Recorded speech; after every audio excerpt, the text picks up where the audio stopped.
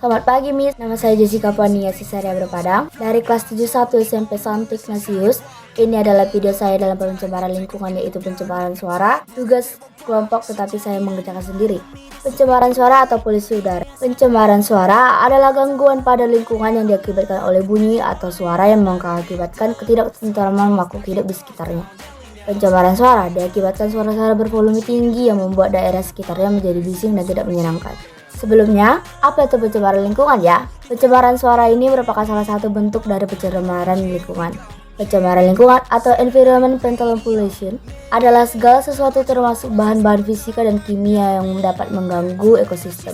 Polusi suara itu apa saja? Contohnya adalah sebagai berikut. Suara klakson kendaraan yang digunakan berlebihan, suara dari situs pembangunan konstruksi, suara bising dari pesawat, suara dari pengeras suara yang tidak sesuai tempatnya, suara bising mesin pabrik. Penjelasan salah satu contohnya adalah suara bising dari pesawat. Bunyi yang menimbulkan kebisingan disebabkan oleh sumber suara yang bergetar. Getaran sumber suara ini mengganggu keseimbangan molekul udara sekitarnya sehingga molekul-molekul udara ikut bergetar. Getaran sumber ini menyebabkan terjadinya gelombang rambatan energi mekanis dalam medium udara menurut pola rambatan longitudinal. Rambatan gelombang di udara ini dikenal dengan suara atau bunyi, sedangkan dengan konteks ruang dan waktu sehingga dapat menimbulkan gangguan kenyamanan dan kesehatan.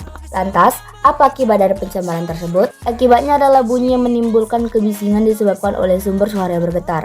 Akibatnya adalah seperti gangguan kesehatan dalam pendengaran. Contoh lain akibatnya seperti gangguan pendengaran, gangguan mental, penurunan produktivitas, gangguan kemampuan berkomunikasi, gangguan tidur, dan lain-lain.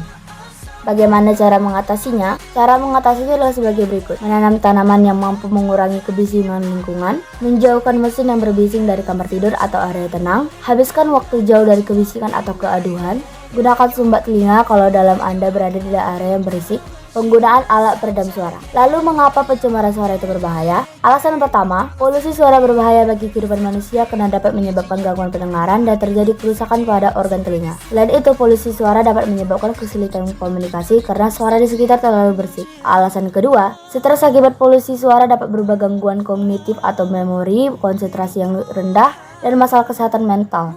Seseorang yang terpapar polusi suara berdasarkan 105 dB atau lebih secara berkali-kali dapat menyebabkan gangguan pendengaran permanen yang menurunkan kemampuan pendengarannya secara terus-menerus.